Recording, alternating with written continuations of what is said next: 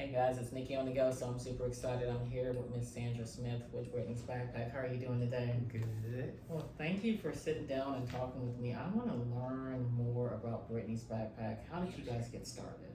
So we got started in 2009. Brittany passed away in 2001, and I went to Arlington Baptist College, now University, I wanted to do grief recovery, but as God would have it, as soon as I entered the school, the ladies prayed over me and told me that my major was going to be education, and so my major was education.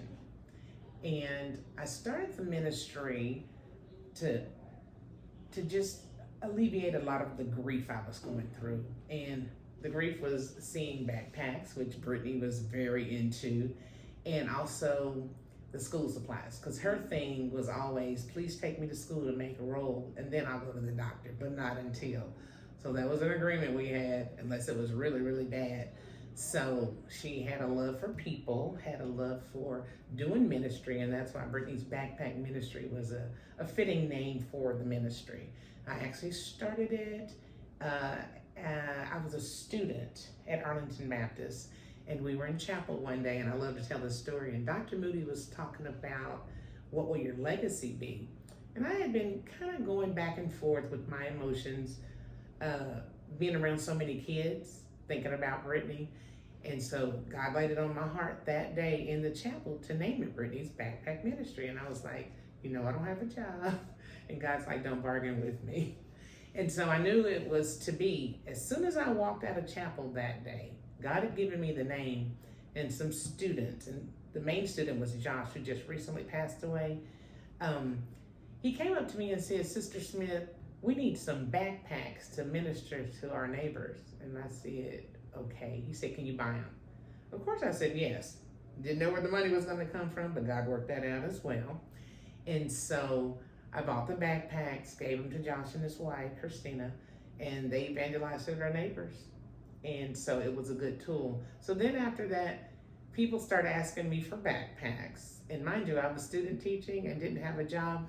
But once again, I ended up getting scholarships at college, which covered all of my student teaching time and also gave me enough funds to be able to buy backpacks for people. And there's people at church like Angela Richards who had she knew what I was doing with backpacks and collecting. So a lot of Sundays I'd get to my seat and she would have a backpack full of supplies for me. She's an educator and she's a blessing. So it started out me self-funding things and Tiffany. And then once Tiffany, my oldest, graduated from TCU, she got a teaching position here in Arlington. So we kind of worked it out that if her students ever needed something and I was able to get it, I would get it for them.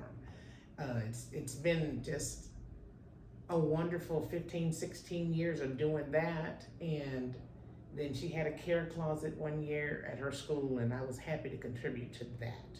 And that's something that I avidly believe in, taking care of the kids, whatever their resources are. If I'm able to get them, I will. If not, I have no problem asking people for money to take care of kids. So yeah, we just started, and then we started doing like group homes and residential treatment center, women's shelter, just doing fun days for them and different things. Having game day at the group homes. We like to have teenage volunteers come because they run the games. And then we've done like Pamper Me Day at the shelter, the women's shelter, and we do that with other organizations.